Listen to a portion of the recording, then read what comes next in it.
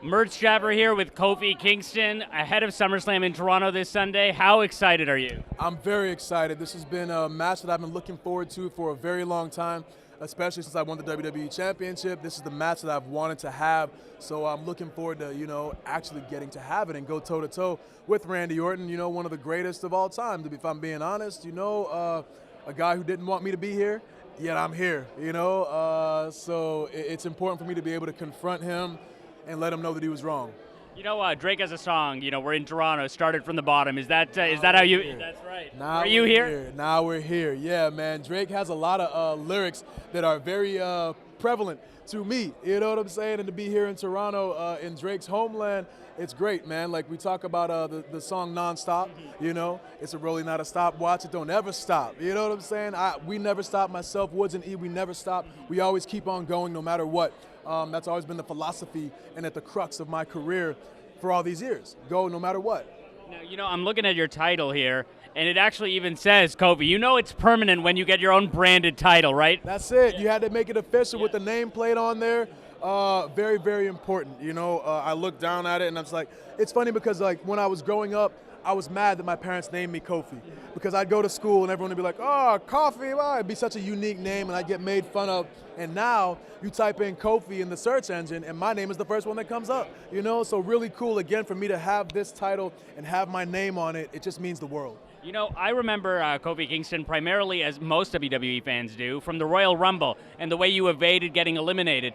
What does it mean to sort of be more than that, more than the guy that just does the stunts at the Royal Rumble? Yeah, you always strive to be more than just one thing. You never want to pigeonhole yourself and be, one-dimensional. I've always tried to do things that are, just unique and that look cool to me.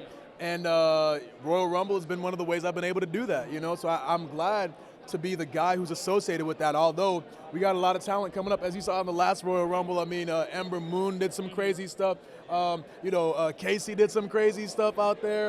There was a lot of people who did some unique things. So I don't know how much longer I'm going to have that title, but it's been good while it's lasted to be the guy who can have crazy moments at the Royal Rumble for sure. Why did it take so long for you to get this? Why did it take so long? Who knows? We oftentimes don't know what the why is, and for me, quite honestly, I don't really care because it's really all about what you do in the present to affect your future. So we can sit here and talk about all day about the why and getting held down. Yeah, all of that. But what's important is the ability to overcome. Your ability as a person to adapt, to understand that you control your own destiny, or do everything that you can possibly do to control your own destiny. Everything else you don't have any control over. I don't have control over where the storylines are going to go. I don't have control over what's going to happen today or tomorrow. But when I do have an opportunity, I do have the control to go out there and kill it, to knock it out of the park every single night. And that's what I do. That's what myself, Woods, and E, that's always been our mentality. We go out there and we kill it no matter what the situation is. Now, I was talking to Ali earlier. You can't really help but feel for the guy. You can't really help but, I noticed a little bit of green envy when he was looking at your title. Oh, yeah. Is it about also taking advantage of opportunity? Like when he went down to injury, you stepped up. Yes, if I wasn't able to step up, if I hadn't been somebody who has been working all these years, I would not have been able to fill that void, especially a guy like Ali, man. He's got something special, and he's going to be something special. And you can just see it in his eyes. You can see it in the way that he works. You can see it in the way that he performs, the way that he speaks, the way that he carries himself.